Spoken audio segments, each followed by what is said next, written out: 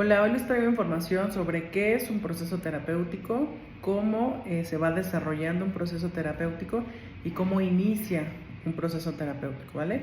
Desde mi punto de vista, un proceso terapéutico inicia cuando tú te das cuenta que hay situaciones en tu vida que no se sienten bien y que ya no quieres tenerlas. Cuando te das cuenta que algo de lo que estás haciendo está mal o está repercutiendo de manera negativa afuera. Eso es como el primer paso, la conciencia, el decir, ok, ¿saben qué? Creo que aquí no me está yendo tan bien, o creo que, por ejemplo, he cometido errores, o las decisiones que he tomado como que no me van, o siempre me pasa esto con las personas, que estoy haciendo mal o que estoy haciendo bien.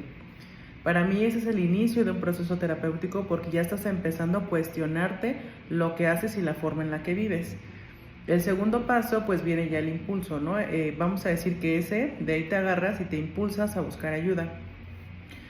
Yo realmente estoy a favor de cualquier terapia que te funcione, ¿sí? Yo no tengo, por ejemplo, esos juicios, ¿no? Hacia otras personas que hagan otras cosas.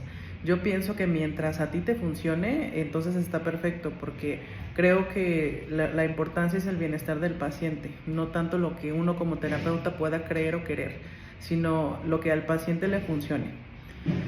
Entonces, ahora, ¿qué es? Bueno, un proceso terapéutico es un acompañamiento, que es lo ideal, ¿sí? En lo personal, yo siempre les digo, yo nunca les digo qué hacer.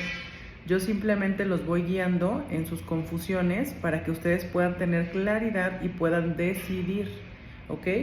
El método que yo utilizo se llama programación, no es programación neurolingüística. El método que yo utilizo es de un neurocientífico que se llama John C. Lilly y él lo nombró programación de la biocomputadora, porque él decía, o dice en sus trabajos, que el cerebro humano es como una computadora y se programa cuando estamos desde pequeños. Entonces, muchas de las cosas que hacemos, la forma en que pensamos, la forma en que sentimos, viene de situaciones de la infancia que muchas veces no fueron agradables y no están resueltas y nos la pasamos como repitiendo el mismo cassette una y otra vez en la vida.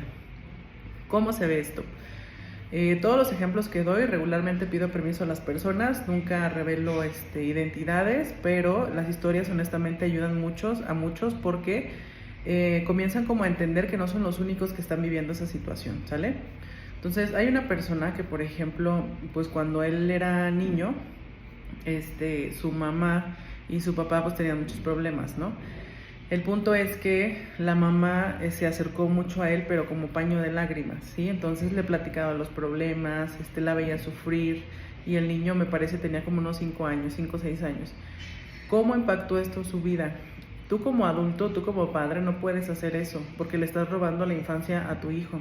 Lo estás haciendo que se haga cargo de emociones que no le corresponden y le estás gestando la sensación de que estás en peligro y él, por ejemplo, va a querer, ahora sí que por amor va a intentar hacer algo para ayudarte, pero realmente es que no puede hacerlo. ¿Qué pasa con esto? En ese caso específico de la persona, fue toda una vida tratando de complacer a su madre y él viviendo en infelicidad, ¿no? Fue toda una vida, por ejemplo, de hacer cosas para hacerla sentir bien y ya lo hacía en automático, hasta que llegó un punto en donde las decisiones que había tomado respecto a eso vieron que no le estaba, más bien vio que no le estaba pues causando algo positivo en su vida, ¿no? Que había mucha pérdida económica, había mucho desgaste emocional y pues él estaba diciendo pues que estoy haciendo mal, ¿no? Entonces fue cuando decidió acudir. Y pues ya haciendo el análisis y todo eso vimos ese pequeño gran detalle, ¿no? Que él nunca había dejado de ser ese niño, o nunca había dejado más bien de sentir como ese niño, aunque él ya tuviera 40 años. Él nunca había, por ejemplo, dejado de sentir esa necesidad de cuidar a su madre de esa forma, pero la realidad es que no está mal que cuides a los padres, pero la manera en la que él lo hizo sí le trajo, lo perjudicó, ¿no? En su desarrollo personal. Siempre les digo que hay cosas que digo que no son cómodas, pero que son reales y que no les gusta a algunas personas escucharlas. No quiere decir que no existan, porque existen millones de personas como él. Entonces, creo que es mejor aceptar la realidad y hacerse cargo de ella que estar evadiendo, ¿no? Con ideas fantasiosas. Entonces, bueno, con él pues ya llegamos a corregir y empezó a cambiar su sentir. No quiere decir, por ejemplo, que dejó de cuidar a su madre, ¿no?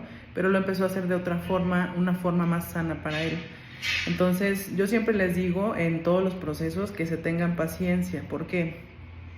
Yo les digo que el tiempo que te tomó ver la conducta es la intensidad, es equitativo a la intensidad con la que sentiste la emoción a la edad en la que se instaló la programación y la creencia, ¿ok? Entonces imagínense, si fue por ejemplo problemas cuando él tenía como 5 años y a los 40 años fue cuando abrió los ojos y digo, a ver, ¿qué estoy haciendo?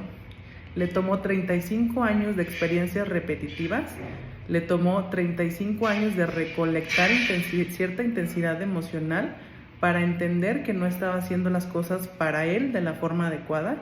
Entonces, desde ahí yo les digo, ténganse paciencia. ¿Por qué? Porque si tú vives tu vida, de una manera hasta ahorita y no te está funcionando, o sea, quiere decir que estás viviendo bajo las reglas de otra persona o estás viviendo, por ejemplo, bajo ideas erróneas, ¿sí? Solamente hay que pulir o hay que ajustar ciertas cosas para que puedas salir adelante.